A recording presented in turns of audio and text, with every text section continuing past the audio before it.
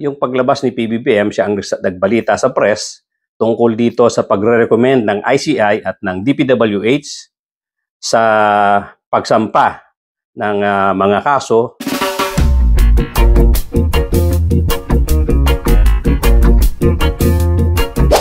Doon po sa mga bago lang dito sa aking channel, kindly subscribe, kindly hit the notification bell, pati na rin yung like button, at paki-share na rin po para lumaki ang ating community. At tuloy-tuloy na po tayo sa ating topic for today.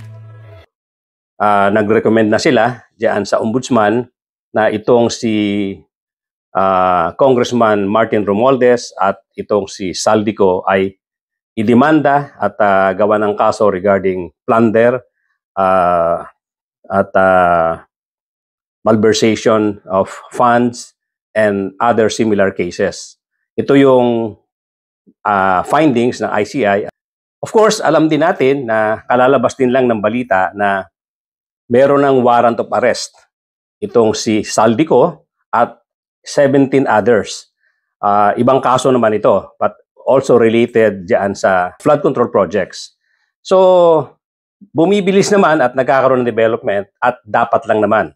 Dahil siyempre, inip na ang taong bayan. Hindi naintindihan ng taong bayan yung sasabihin mo na ginagawan talaga ng build up ng pag-build up ng kaso dahil kailangang swak ito at wag ma-dismiss later on pag nag-file ng kaso. Hindi masyadong iniintindi or hindi naintindihan ng taong bayan yan. Kahit nasabihin pa natin na talagang normal itong ganitong klaseng proseso na dito sa ating justice system.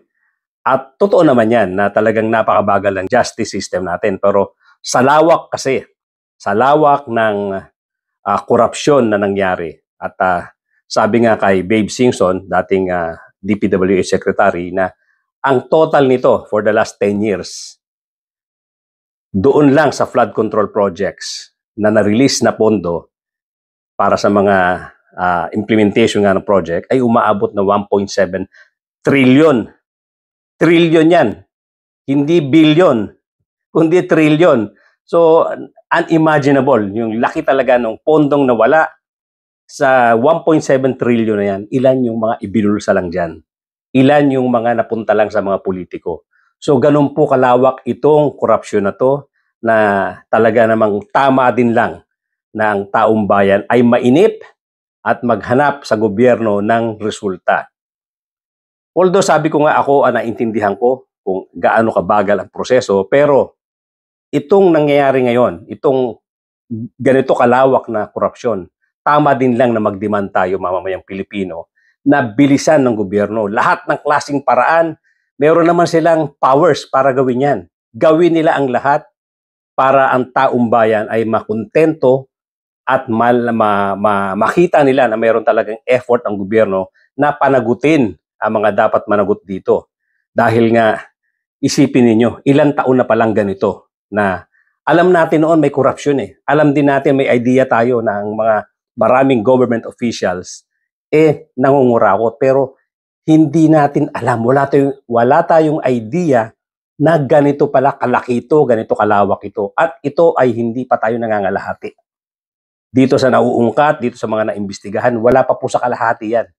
So, imagine nyo kung gaano kalawak pa, gaano pa karami ang iimbestigahan dito. Kaya talagang dapat magmadali. Yung pag-question natin sa ICI, bakit nag-create pa dahil may mga korte naman, para sa akin, malaking tulong din yan. Kasi nga, nakita naman natin yung nakaraang mga panahon kung gaano nga kabagal ang takbo ng mga kaso na iniimbestigahan. So ngayon, kahit papano, nagkakaroon ka na kagad ng isa pang agency, nagkakaroon ka na kagad ng pag-evaluate ng mga kaso, pag-gather ng mga ebidensya na malaking tulong bago mo ibigay sa ombudsman. Pagdating sa ombudsman, nagkakaroon pa rin sila ng preliminary investigation pero kumbaga, naandyan na sa harapan nila yung mga ebidensya. Kung kailangan man dagdagan yan, kukunti na lang ang kanilang tatrabahuin tungkol dyan. So yun po yung latest na pangyayari.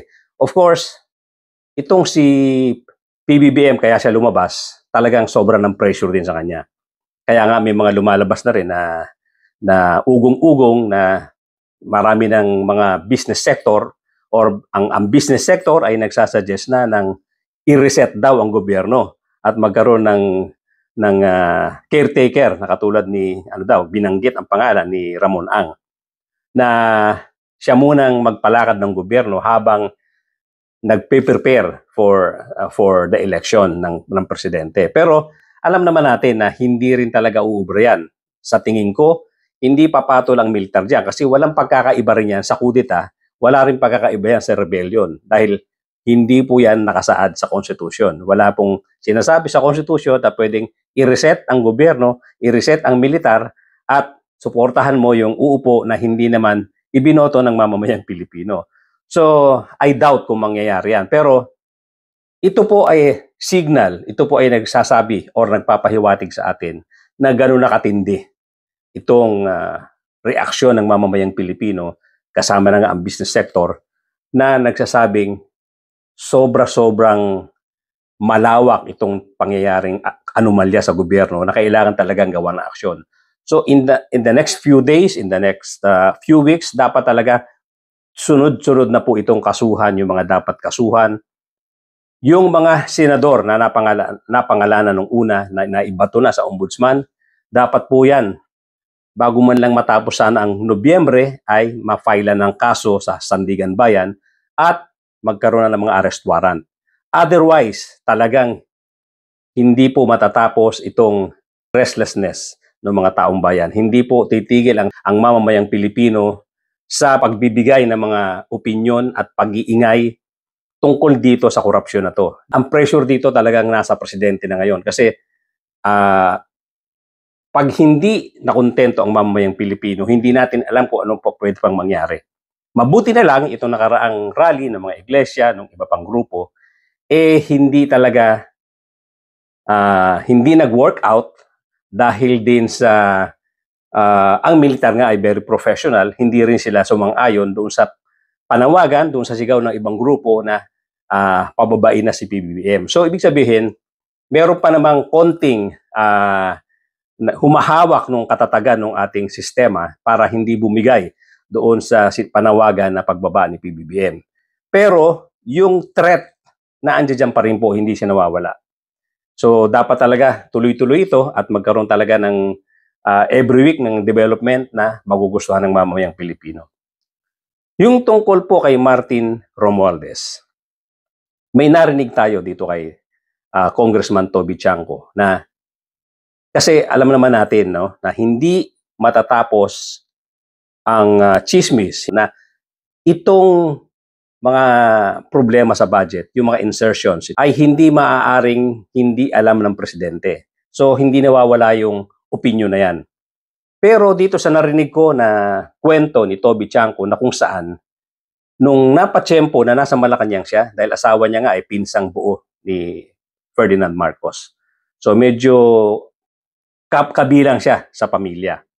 So, or kabilang siya, isa siyang kapamilya ng mga Marcoses.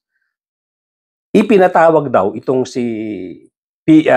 pinatawag daw ni PBBM itong si Martin Romualdez na during that time ay nasa Tacloban. So, biglang pumunta rito sa Manila itong si Martin Romualdez nung may activity sila or meron silang gathering yata sa Malacanang. Nandoon nga si Toby Chanco.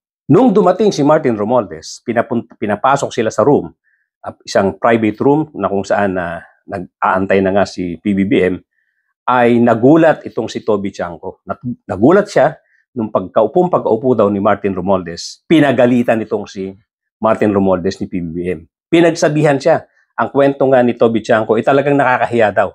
Para siyang nanliliit doon sa mga pinagsasasabi ni PBBM dito kay Martin Romualdez. Talagang nahihiya daw siya dahil bakit kailangan pa daw siya ipatawag para lang pagalitan itong si Martin Romualdez. So, ganun na eksena.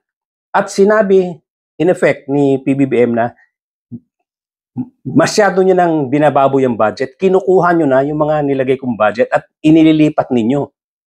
Wala nang natira sa mga para sa proyekto ko. Sabi daw, wala akong natatanggap dyan, magkalinawan tayo. Kinukuha nyo yung pera pero wala akong nakukuha dyan. At yung project ko ay hindi napopondohan. Ganon more or less yung tema ng salita daw ni PBBM. At marami pa daw masasakit na salita na sinabi itong si PBBM dito kay Martin Romualdez. Nagtataka si Toby Chanco bakit daw siya ipinatawag pa ni PBBM para lang pagalitan itong si Martin Romualdez. Ang akin pong basa dyan, ganito. Alam ni PBBM na malapit nang pumutok itong problema sa mga insertions at problema dito sa mga flood control project anomalies. Kaya niya ginawa yan para may isang taong nakakarinig na itong mga nangyayaring pagkuha ng pondo ay wala siyang kinalaman. Sinadya talaga ni PBBM na may isang taong nakarinig. At sa tingin ko, the best person to hear that is Congressman Toby Chanco. Kasi may kredibilidad. At si Toby Chanco naman straight politician. Kaya sa tingin ko, ginawa ni PBBM yan para pagdating ng panahon, katulad nga ng nangyayari na ngayon, may isang tao na nakakaalam tungkol dito sa katotohanan na yung mga perang nawawala. Sinasabi nga ni PBBM during that time, wala siyang kinalaman.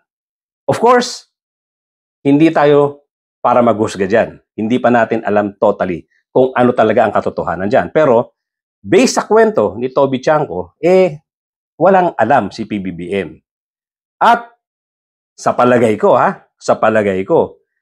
kung talagang si PBBM ay may alam tungkol sa mga pondo na yan na nawawala or kinukuha nila Martin Romualdez, yung harapan na yon, mangangatuwiran na si Martin Romualdez. At sasabihin niya, total, kahiyaan na rin lang. Siguro sasabihin niya ng harapan, Mr. President, ibinigay ko naman sa inyo yung para sa inyo. Hindi ba? Sa tingin ko ganun. Kaya importante yung pagpapatawag ni Mr. President or ni PBBM dito kay Congressman Toby Chanco noong panahon na yan. At yun na nga, after that, after several weeks, lumabas na nga ito. Hindi ko lang alam yung timeline, pero supposedly, ito ay before magsona si PBBM.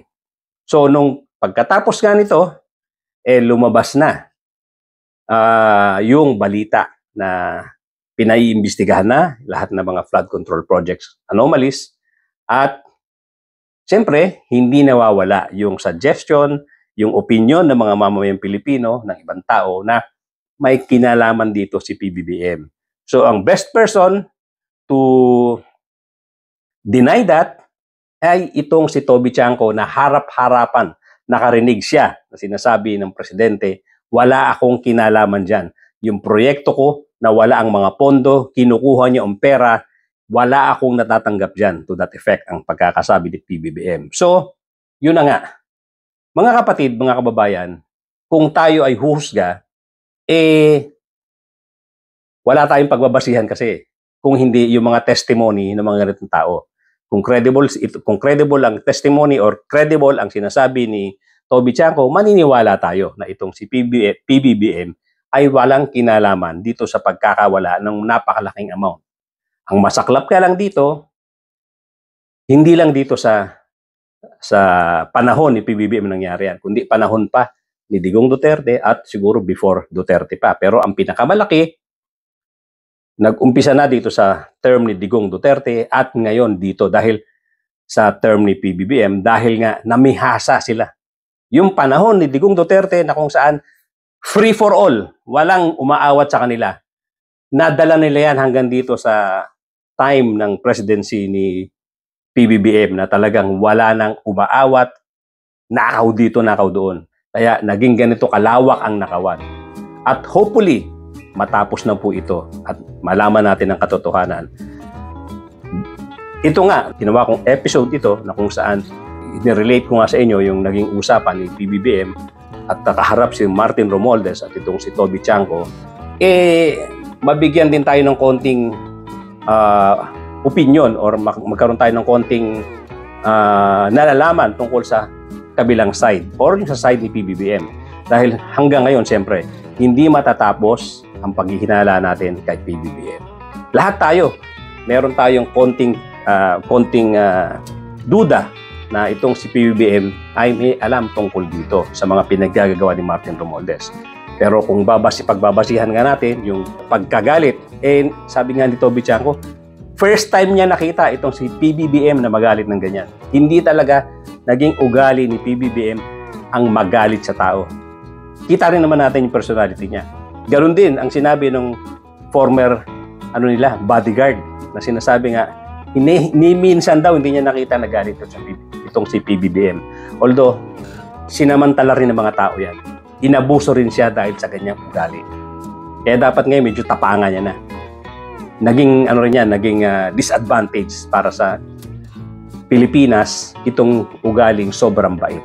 At any rate, yun po, ikinwento ko lang sa inyo na merong ganung eksena na sinasabi ni Toby Chanco na mukhang wala naman talagang alam si PBBM doon sa mga pinagkukuhang pera nitong si Martin Romualdez at nitong si Saldico. Hanggang dyan na lang po muna mga kapatid, mga kabayan. Thank you so much for joining me today. At doon po sa mga bago lang sa aking channel, kindly subscribe, kindly hit the notification bell, pati na rin po yung like button, mag-comment po tayo. At baka pwede po naman natin i-share sa ating mga kakilala, kaibigan, itong ating video nang sa ganun matulungan tayong lumaki ang ating munting channel. Hanggang dito na lang mga kapatid, mga kababayan. Again, thank you so much at magkita-kita po tayong muli.